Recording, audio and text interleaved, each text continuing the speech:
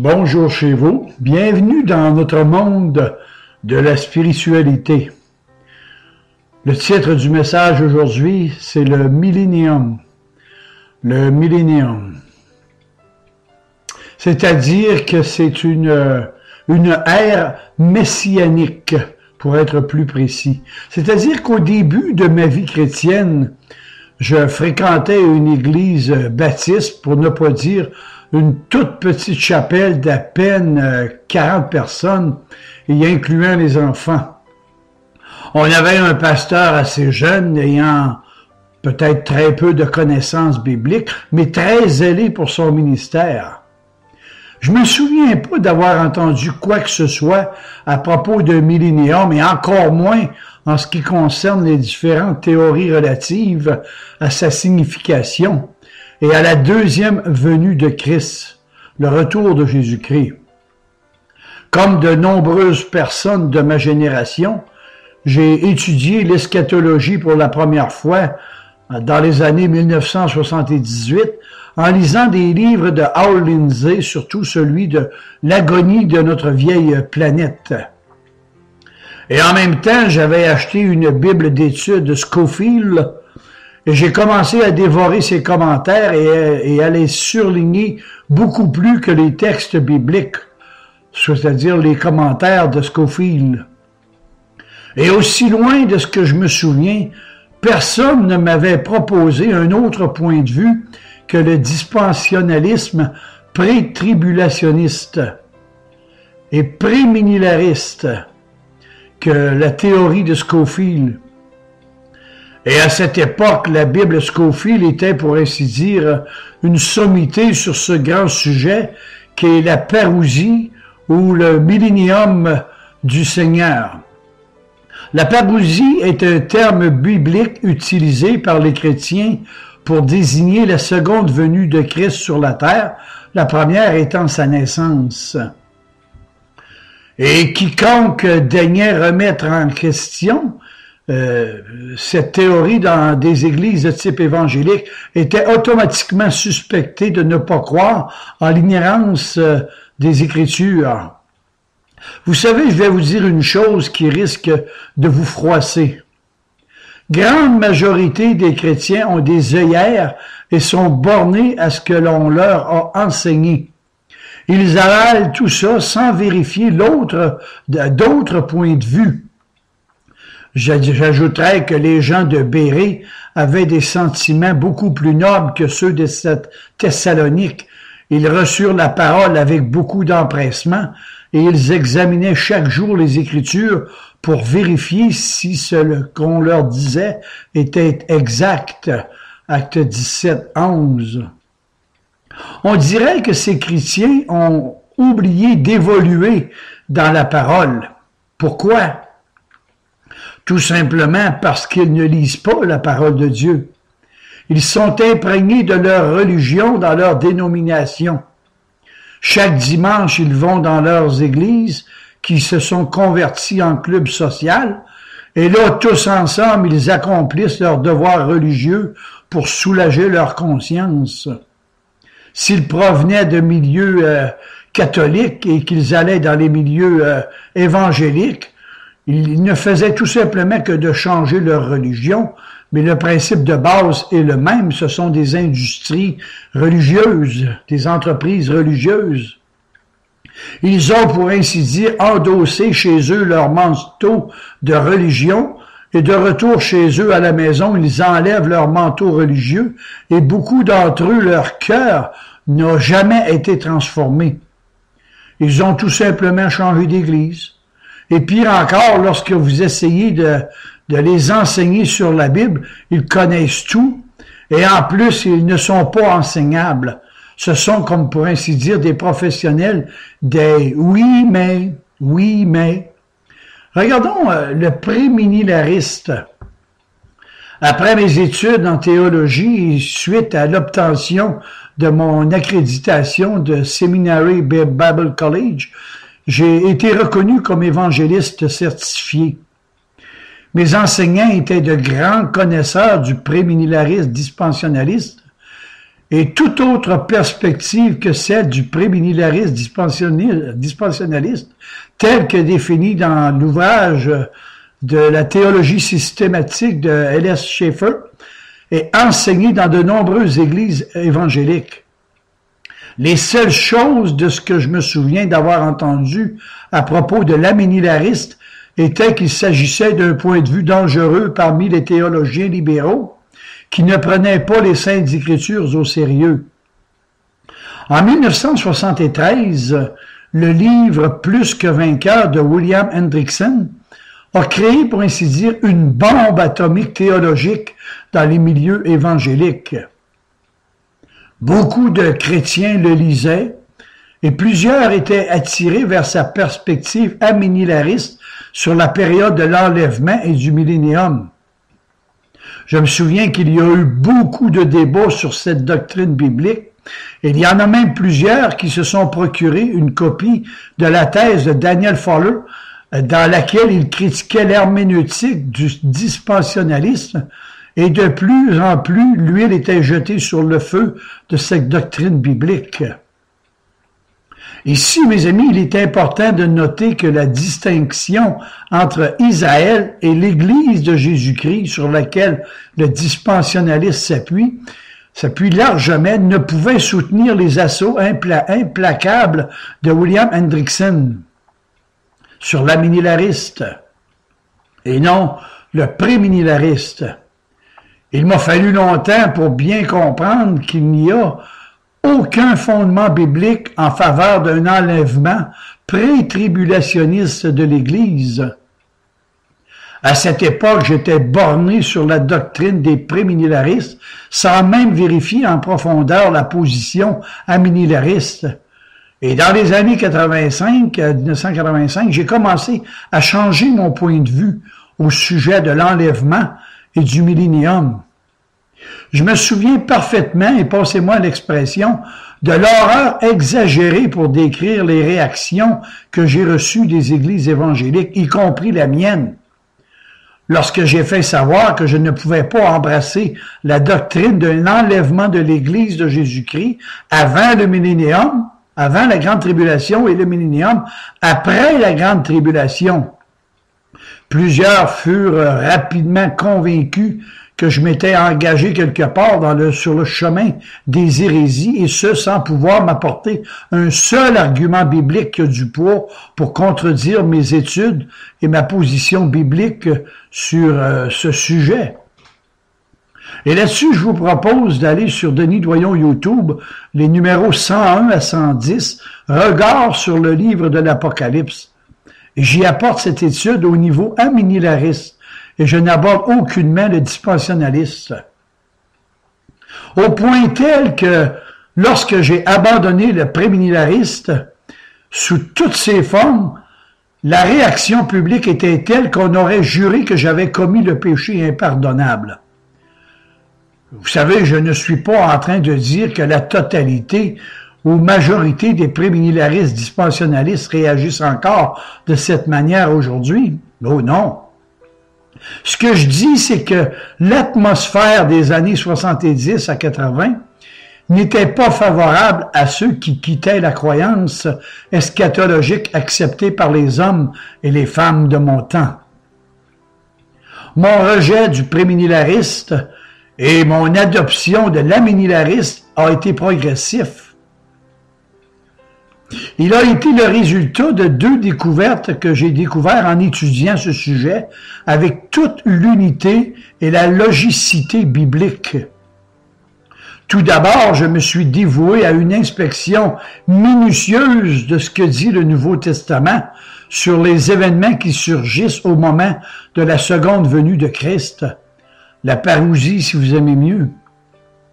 Ce que j'y ai découvert, c'est un témoignage récurrent de ce qui finirait ou commencerait lors du retour du Seigneur sur la terre. Premièrement, le péché dans la vie des enfants de Dieu, la corruption dans l'ensemble de la création et la mort physique qui allait se terminer au moment même de l'apparition de Jésus-Christ. Deuxièmement, la résurrection des corps, le jugement final et l'inauguration des nouveaux cieux et de la nouvelle terre allaient immédiatement s'en suivre, je dirais en un clin d'œil. Je vous pose la question, en quoi ces choses sont un problème et pourquoi est-ce un problème pour les prémillénaristes? C'est une très bonne question, hein? Avouez-le avec moi. Disons que je relève un peu un défi pour les prémillénaristes. Si vous êtes prémillénariste, dispensionnaliste ou non, il y a plusieurs choses que vous devez de croire dans vos interprétations bibliques sur vos positions prémillénaristes. Premièrement, vous devez de croire que la mort physique continuera d'exister après le moment de la deuxième venue de Christ. Deuxièmement, vous devez nécessairement de croire que même après la deuxième venue de Christ, la création toute entière continuera d'être impactée par la malédiction imposée par la chute d'Adam. Troisièmement, vous devez nécessairement de croire que les nouveaux cieux et la nouvelle terre ne seront établis que 1000 ans après le retour de Christ. Quatrièmement, vous devez de croire que les incroyants auront toujours l'opportunité d'être sauvés par Christ après son retour, et ce pendant au moins 1000 ans. Cinquièmement, vous devez de croire nécessairement que les incroyants ne ressusciteront que plus de 1000 ans après le retour de Christ.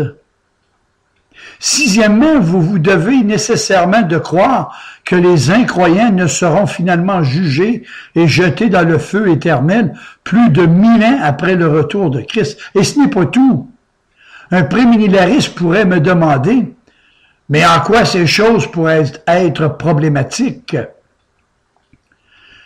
Mais mes amis, ce qui est problématique, c'est que toutes ces choses auxquelles les prémillénaristes doivent croire, et ce, de façon dont ils interprètent les Écritures, est explicitement contredit par le Nouveau Testament.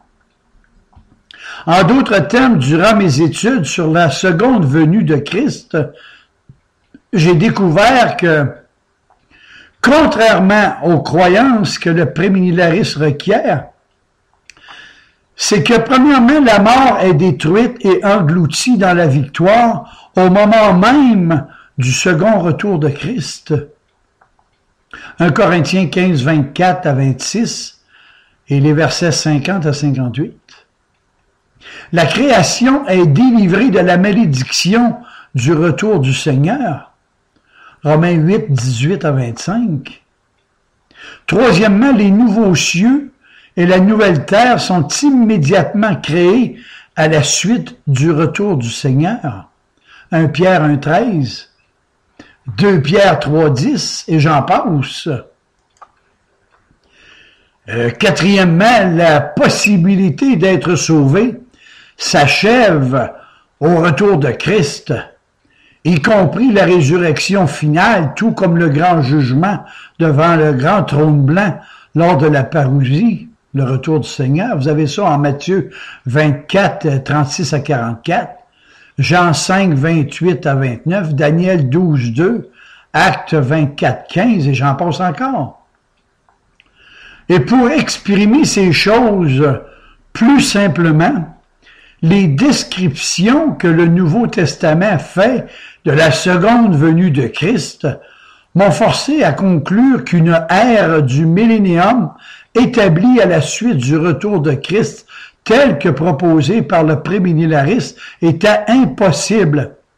Et le seul facteur qui m'a amené à passer du prémillénariste à l'amillénariste est une étude complète du livre de l'Apocalypse, dans toute la logicité et l'unité de toute la Bible, et surtout le chapitre 20. C'est un texte qui est souvent cité par les prémillénaristes pour soutenir leur théorie, qui ne tient aucunement la route de toute l'histoire cyclique de toute la Bible. Et contrairement à ce qu'on m'avait enseigné et que j'avais longtemps cru, j'ai vu en Apocalypse 20 un soutien puissant, un soutien inébranlable pour la cause Aménie-Laris, mais peu admettent que c'est toujours enrichissant d'exprimer des points de vue différents. Quelqu'un a dit un jour que le discernement ne consiste pas simplement à faire la différence entre le vrai et le faux, mais également à discerner entre le vrai et le presque vrai. Et sur le retour de Jésus-Christ, si je fais un sommaire rapide de la doctrine Aménie-Laris, premièrement, la première venue de Christ à sa naissance. Deuxièmement, l'ascension de Christ qui, par son départ, instaure l'ère messianique, c'est-à-dire millénium jusqu'à son retour. C'est un symbole, une image. Il n'y est pas dit le temps. Troisièmement, durant cette ère messianique, Jésus a dit « Je bâtirai mon Église. Je bâtirai mon Église. » Au travers des tribulations. Tous ceux qui veulent vivre pieusement seront persécutés, nous dit la Bible. Quatrièmement, ces élus déchus seront sauvés par la grâce de Dieu. Cinquièmement, le retour de Christ, suivi immédiatement de la résurrection des justes, des injustes, suivi des vivants pour le grand jugement devant le trône blanc. Et tout ça se fait en un clin d'œil. Sixièmement, Satan et ses démons sont précipités en enfer avec les réprouvés. Septièmement, de nouveaux cieux et une nouvelle terre. Et huitièmement, l'éternité de Dieu dans son royaume. Le croyez-vous? C'est logique. Et ça tient la route sur toute la Bible. Prenons maintenant le grand trône blanc. Vous savez, pour plus de profondeur, je vous propose sur Denis Doyon YouTube le numéro 108, Regard sur l'Apocalypse. Et vous me reviendrez là-dessus. Le grand trône blanc. La description, vous savez, du retour de Christ en Apocalypse chapitre 20 est haute en couleur. Jean aperçoit un grand trône blanc sur lequel le Seigneur est assis. Il est écrit, lorsque le Fils de l'homme viendra dans sa gloire, avec tous ses anges, il s'assiera sur le grand trône de sa gloire, et toutes les nations seront rassemblées devant lui. En Matthieu 25, 31 et Apocalypse 14, 14. Et je continue. Le ciel et la terre s'enfuirent devant sa face, ce qui ne signifie pas que l'univers sera détruit. Ici, on mentionne la renouvelation de nouveaux cieux et une nouvelle terre. Premièrement, les éléments sont dissous dans une chaleur intense, 2 Pierre 3, 10. Deuxièmement, toutes choses seront régénérées et rétablies, Matthieu 19, 28, Acte 3, 21. Troisièmement, l'univers ne sera plus soumis à la vanité, Romains 8, 11. Jean voit tous les hommes ayant vécu un jour sur la terre et qui sont rassemblés devant le grand trône blanc. Des livres sont ouverts, dans lesquels sont répertoriées les œuvres de chacun. Devant le trône blanc, un fleuve de feu coulait de devant lui. 1000 milliers le servaient et 10 000 millions se tenaient en sa présence. Les juges s'assirent et des livres furent ouverts. En Daniel 7 et le verset 10. Le livre de vie est ouvert. Il contient les noms de tous les croyants. Celui qui vaincra sera revêtu ainsi de vêtements blancs, et je n'effacerai pas son nom du livre de vie. Apocalypse 3, 5. Verset aussi 13, 8. La mer rendit les morts qui étaient en elle. La mort et le séjour des morts rendirent la mort qui était en eux. Notez ceci, mes amis, c'est que Le livre de l'Apocalypse est un livre symbolique. C'est rempli de symboles tirés de l'Ancien Testament, surtout des livres de Daniel et d'Ézéchiel. Parce qu'il faut dire aussi que Jean, lorsqu'il a eu ses visions de la révélation que Jésus-Christ lui a donnée de l'Apocalypse, et ça ne s'est pas fait en une journée, là. Ça l'a suivi des années. Et notez que cette résurrection générale, elle est unique pour tous les morts qui sont passés sur cette terre. La seule, c'est ce qu'enseigne l'Écriture. Jésus dit, ne vous étonnez pas de cela, car l'heure vient où tous ceux qui sont dans les sépulcres entendront sa voix et ils en sortiront. Jean 5, 28. Et cette résurrection n'aura lieu qu'au dernier jour. Et Jésus dit, afin que je ne perde rien de tout ce que le Père m'a donné, que je le ressuscite au dernier jour. Jean 6, 39, 6, 44, Matthieu 22, 31, et j'en passe encore. Vous savez, la Bible ne suggère nulle part une résurrection des corps des croyants, qui est suivi 1000 ans plus tard par la résurrection des incrédules. C'est ridicule. Tous ressuscitent au même moment. Et nous, les vivants, seront enlevés en même temps qu'eux autres, en un clin d'œil. C'est une mauvaise interprétation de Thessaloniciens. La mort en tant que séparation entre l'âme et le corps disparaissent. Après le retour de Christ, il n'y aura plus jamais de séparation entre l'âme et le corps, ni dans les nouveaux cieux, ni sur la nouvelle terre, ni même en enfer. C'est pourquoi, d'une manière symbolique, la mort et le séjour des morts personnifiés sont jetés dans l'étang de feu. Et quiconque n'est pas trouvé écrit dans le livre de vie est jeté aussi dans l'étang de feu. Le triomphe final de Dieu. On découvre un parallélisme étonnant entre le premier et le dernier livre de la Bible, de la Genèse à l'Apocalypse. Vous savez, l'Écriture ressemble, je dirais, à une fleur du paradis. Comme par exemple, dans la Genèse, on trouve la semence, puis les livres qui suivent. Et l'on y voit cette plante divine qui progresse pour s'épanouir en une fleur céleste, admirable, pour s'accrocher comme une boutonnière sur vos cœurs. Dans ce livre magistral qu'est l'Apocalypse, aux révélations de Dieu pour vous. La Genèse nous apprend que Dieu a créé le ciel et la terre.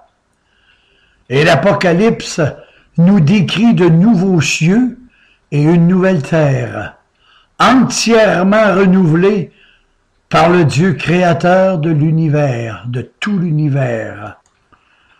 Le livre de vie ne renferme que des pécheurs sauvés par la grâce et la grâce de Dieu. Et maintenant, Dieu et les hommes ne vivent plus séparés par le péché. On est sur une nouvelle terre sans tache, d'une pureté absolue.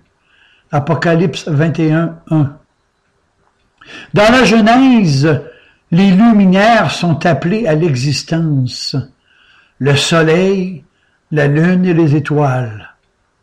Et dans l'Apocalypse, on peut y lire « La ville n'a plus besoin de soleil, ni de la lune, ni des étoiles pour l'éclairer, car la gloire de Dieu l'éclaire et l'agneau est son flambeau. » Apocalypse 21, 23. La Genèse nous décrit un paradis qui a été perdu et l'Apocalypse en un magnifique paradis complètement restauré, renouvelé. Apocalypse 2, les versets 7 et Apocalypse 22 aussi. La Genèse nous parle de la ruse et du pouvoir du Satan, et l'Apocalypse nous dit que le diable est lié et sera jeté dans l'étang de feu et de soufre pour l'éternité. et le mal sera séparé du bien. Apocalypse 20:10. La Genèse nous raconte une scène terrible, d'où l'homme s'enfuit de devant Dieu et se cache loin de la présence du Seigneur.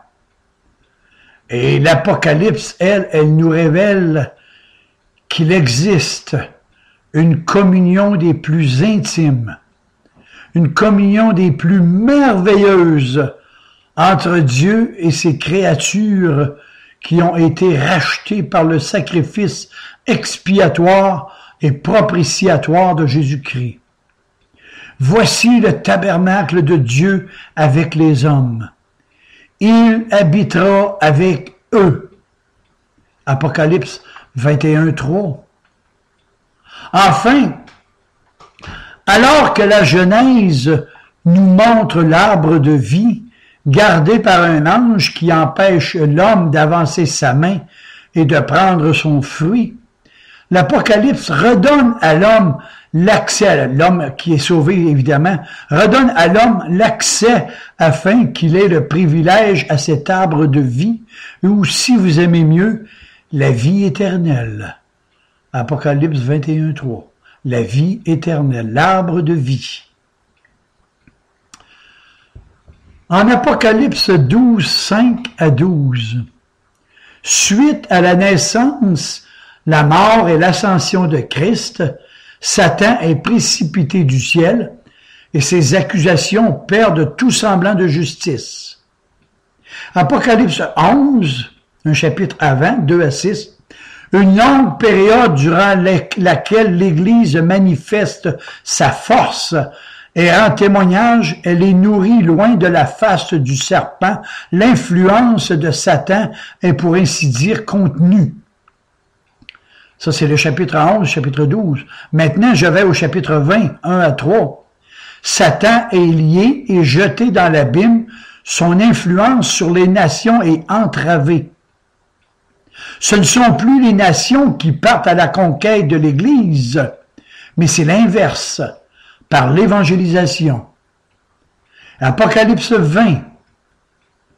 Une longue période durant laquelle l'Église déploie sa force et Satan est lié tout au long de l'ère chrétienne, l'ère messianique. L'ère messianique, le millénium si vous aimez mieux.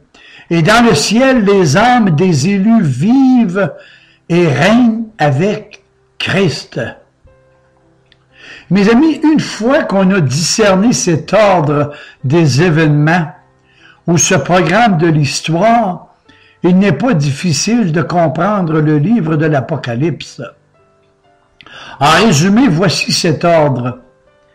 La première venue de Christ est suivie d'une longue période pendant laquelle Satan est lié dans sa propre demeure, l'abîme et l'air est beaucoup plus respirable. Parce qu'il vous faut savoir qu'anciennement, les nations marchaient selon le prince de ce monde, selon le prince de la puissance de l'air. Éphésiens 2:2. Christ vient proclamer la vérité dans ce monde, tout en instaurant l'ère messianique de son royaume par l'Église qu'il bâtit lui-même, par cette nouvelle alliance qui succédera à la première. Il est écrit, et je vous cite, c'est le Seigneur qui parle, « Je mettrai en vous un nouveau cœur. J'enlèverai votre cœur de pierre, et je le remplacerai par un cœur de chair. Je mettrai en vous un esprit nouveau. » Ézéchiel 36, 25-32. Et le texte rajoute ceci, « Ce n'est pas à cause de vous que je gis de la sorte, dit le Seigneur. » Et là-dessus, je vous propose des sermons sur Denis Doyon YouTube, les numéros 154 et 155, la nouvelle naissance. Et là, bien, il se produit quelque chose d'inusité, selon la parole. C'est que Satan est délié pour un court moment. Et enfin, Christ revient pour le jugement en même temps que l'enlèvement de l'Église. Et toute personne attentive d'Apocalypse 20 devrait se rendre compte que les 1000 ans, symbolique précède le retour de Christ, dont il n'est question qu'à partir que du verset 11. Et pour en savoir plus sur Satan lié, voir sur Denis Doyon YouTube le numéro 108, Regard sur l'Apocalypse. Durant cette période de l'ère messianique, au millénium, Satan n'a plus le pouvoir d'empêcher l'extension de l'Église dans le monde qui se fait au travail missionnaire. Pendant toute cette période, Satan ne parvient pas à amener les nations vers lui, le monde en général. Il ne pourra jamais détruire l'Église, pas les églises, l'Église, qui n'est pas la même chose. Les églises, ça c'est les hommes, mais l'Église, c'est celle que Christ bâtit et qui se renouvelle constamment par la prédication de la parole et l'œuvre de l'Esprit de Dieu. Les élus déchus de toutes les régions de la terre sont conduits des ténèbres à la lumière. Et dans cette perspective, l'Église conquiert le monde et non l'inverse. Et qu'il n'y ait aucun malentendu. Je ne dis pas que le monde deviendra meilleur et que tous ou presque finiront par se joindre à l'armée du Christ. Je dis que plusieurs entendront l'Évangile, mais n'en feront aucun cas. Les trompettes du jugement ne convertiront pas le monde qui, lui, s'endurcit dans son incrédulité. Et je rejette avec force ce rêve, cette fabulation d'une ère de paix, de prospérité et de justice que l'homme parviendrait à réaliser sur terre avant le retour de Christ.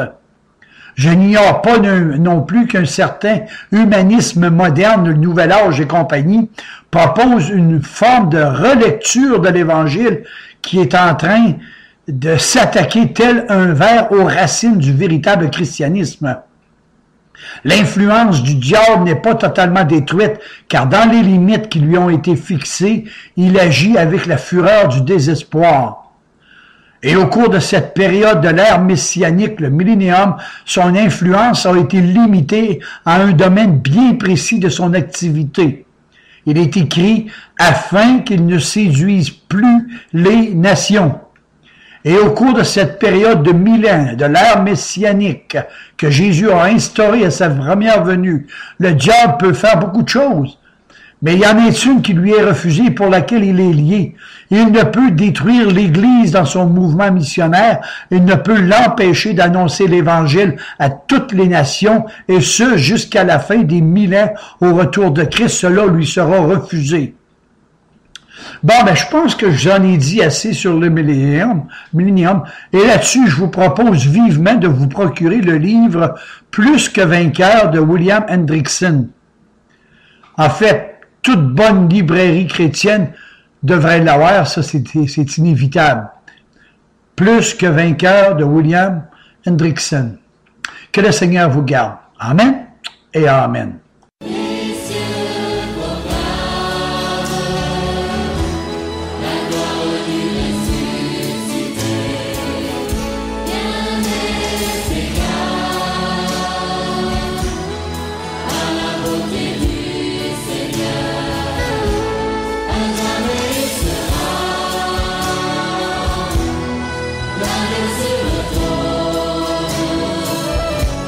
The